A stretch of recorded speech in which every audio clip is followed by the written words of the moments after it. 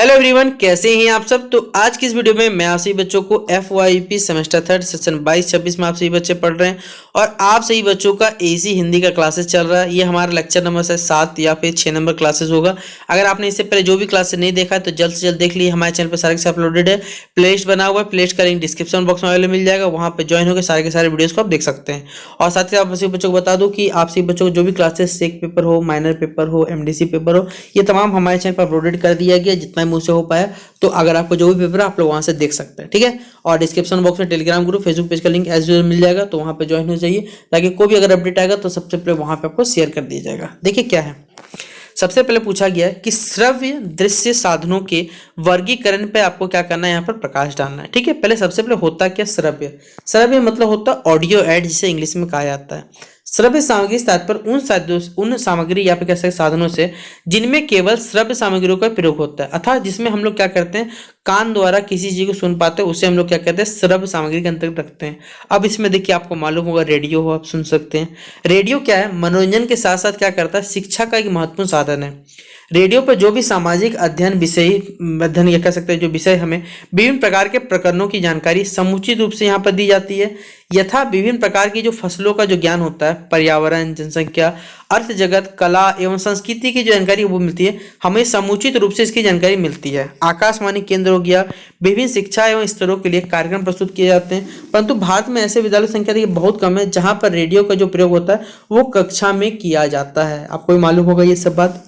अगला है हमारे पास पॉइंट है यहाँ पर कि सामाजिक अध्ययन शिक्षण का जो उद्देश्य है, छात्राओं को तत्कालिक घटनाओं के अवगत कराना है के साथ साथ अंतर्राष्ट्रीय उनके सद्भावना का भी विकास करना है। इस उद्देश्य की प्राप्ति में रेडियो बहुत ज़्यादा सहायक है। इसकी सहायता से सामाजिक, आर्थिक, राजनीतिक, सांस्कृतिक, राष्ट्रीय तथा अंतर्राष्ट्रीय मामलों में छात्रों के दृष्टिकोण के यहाँ पर व्यापकता मिलती है। फिर अगला पॉइंट है हमारे पास टैप रिकॉर्डर। देखिए ये आज तो नहीं चलता, ये पहले के जमाने में चलता, आपसे बच्चों को मालूम होगा। आपसे बच्चों के बहुत से कह सकते परिवार में, घर में देखा होगा ये टैप रिकॉर्डर पर सिस्टम चलता था कि एक हमारे पास सीडी या फिर कह सकते टैप रहता था, उसमें हम लोग प्ले करते थे, गाना सुनते थे, ठीक है। तो टैप रिकॉर्डर शिक्षा का एक सहायक साधन है। यह शिक्षा का स्थान तो नहीं ले सकता, लेकिन इसका प्रयोग तभी किया जाए जब उसकी सहायता से बालक किसी तथ्य को या घटना किसी तरह समझता हो। टेप दो प्रकार के होते हैं, प्लास्टिक तक कागज का हो सकता है। प्लास्टिक टेप कागज के टेप की अपेक्षा क्या होता है, अधिक व्ययी होते हैं, परंतु ये अधिक स्थायी होता है। साथ ही साथ प्लास्टिक टेप में आकलन देखना अधिक सुगम हो जाता है। टेप रिकॉर्डर की सहायता से बालकों को बोलने के ढंग में सुधार किया जाता है। साथ ही साथ यह साधन जो है रेडियो की अक्षमता की दूर कर सकता है। पश्चात देशों में क्या होता है, ये इसकी सहायता से रेडियो की अक्षमता को यहाँ पर दूर कर सकते हैं। पाश्चात्य देशों ने इसकी सहायता से रेडियो के पाठकों को कक्षा शिक्षण में कह सकते हैं उपयुक्त ढंग से इसका उपयोग किया है। अगला पॉइंट है हमारे पास है कंप्यूटर। इसको भी हम लोग देखिए देखते भी सुनते भी है, ठीक है। तो आधुनिक युग में जो तकनीकी है विकास का बहुत बड़ा योगदान है कंप्यूटर का। इसमें कंप्यूटर का विकास तथा इसके जीवन के लगभग प्रत्येक क्षेत्र में इसका प्रयोग होता है। कंप्यूटर द्वारा जो भी अनुदेशन है विकसित देशों में अनुदेशन देने का एक प्रभावशाली माध्यम होता है। यह सभी स्तर पर औपचारिक हो गया, अनौपचारिक शिक्षा प्रदान करने में बहुत ज़्यादा सहायक सिद्ध हुआ है। अगर कहा जाए तो कंप्यूटर का शोध जो कार्य हो तथा तकनीकों के विकास में अत्यधिक महत्वपूर्ण होता है। कंप्यूटर छात्रों की समस्त आवश्यकताओं को पूरी करता है। कंप्यूटर के द्वारा जो भी छात्र अपनी आवश्यकता किसी सूचना का यहाँ पर प्रयोग चाहे तो कर सकते हैं। फिर अगला हमारे पास है दृश्य सामग्री यानी विजुअल एड्स, यानी जिससे आप लोग देखते हैं, बेसिकली उसको बोला था विजुअल एड्स। अब यहाँ पर कह सकते हैं दृश्य सामग्री का जो अभिप्राय उन साधनों से जिसे हम केवल इंद्रियों देखिए आप कह सकते हैं अपनी आंखों द्वारा देखते हैं और जिसमें ज्ञान मुख्यतः होता है, वो दृश्य हमारी इंद्रियों के द्वारा क्या होता है, प्राप्त होता है, ठीक है। ये बताया यहाँ पर। अगला पॉइंट है यहाँ पर हमारे पास प्रमुख दृश्य सामग्रियों को नीचे वर्णन यहाँ पर किया गया है। वास्तविक वस्तुएं यानी जिसे मतलब रियल ऑब्जेक्ट से कहते हैं। वास्तविक वस्तुएं से अभिप्राय मूल वस्तुओं से। वास्तविक वस्तुएं जो होती है वो बालक की इंद्रियों को प्रेरणा देते हैं तथा उन्हें निरीक्षण एवं परीक्षण के अवसर प्रदान करने तथा उनका अवलोकन शक्ति का यहाँ पर विकसित करते हैं।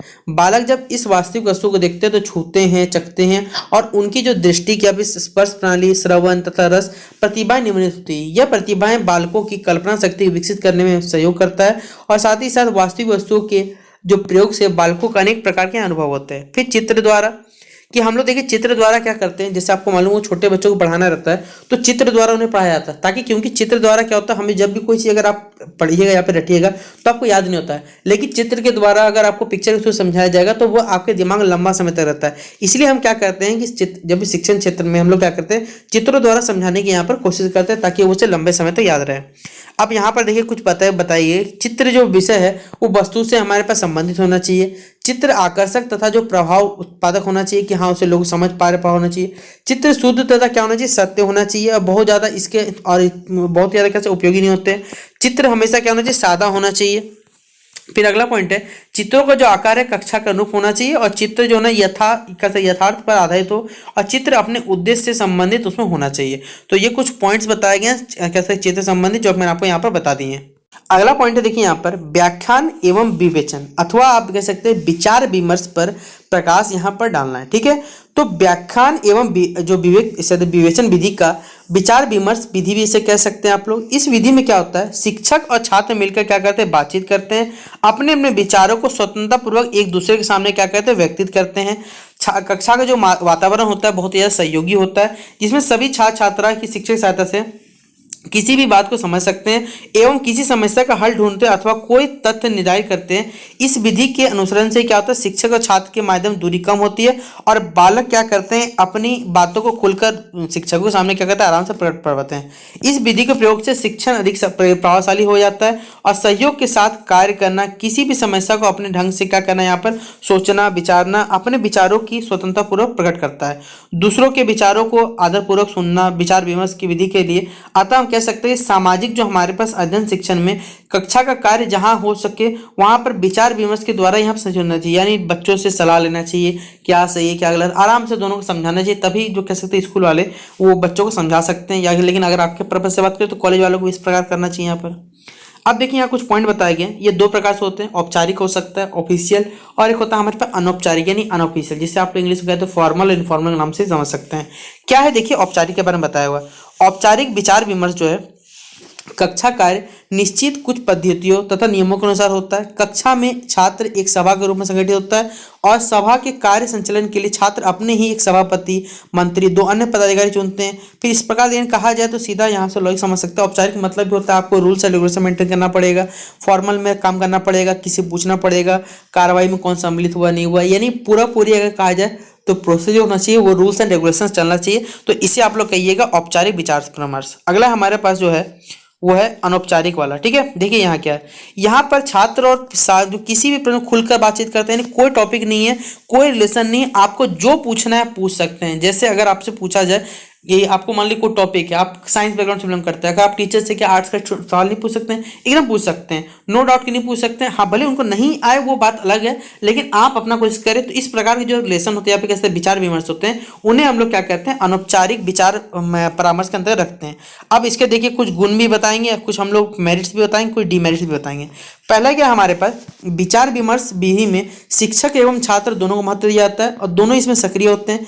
इस विधि के द्वारा छात्रों में सामाजिक गुणों का विकास होता है। इस विधि में छात्र प्रश्न पूछकर अपने समाधान करते हैं या छात्रा को क्या होता है जो उसके लिए प्रोत्साहन करता है। तो इस प्रकार ये इसके छात्रों को कह सकते हैं जो गुरु यहाँ पे कह सकते हैं जो बुराई रहते हैं वो भी ठीक करने में सहायक होता है। अब इसके डीमेरिट्स यानी कि जो कह सकते हैं अच्छी बातें तो नहीं बोलेंगे, कुछ दोष यहाँ बताए गए। यह निम्न स्तर पर उपयोगी नहीं है, सभी शिक्षक इस विधि के सफलतापूर्वक उपयोग की क्षमता नहीं कर पाते हैं। तो कुछ कंडीशन बता दिया गया कि इसके डीमेरिट्स क्या क्या है, इसमें क्या क्या दोष है जिस वजह से ये सही नहीं है। तो हमें दोनों पॉइंट लेके चलना है। ठीक है, तो ये इस प्रकार से हमारे आज के क्वेश्चन खत्म होते हैं। आशा करूंगा कि आपको ये वीडियो पसंद आया होगा। वीडियो पसंद आया तो दोस्तों को शेयर जरूर कर दीजिएगा। तो चलिए मिलते हैं इस वीडियो पे, तब तक के लिए जय हिंद।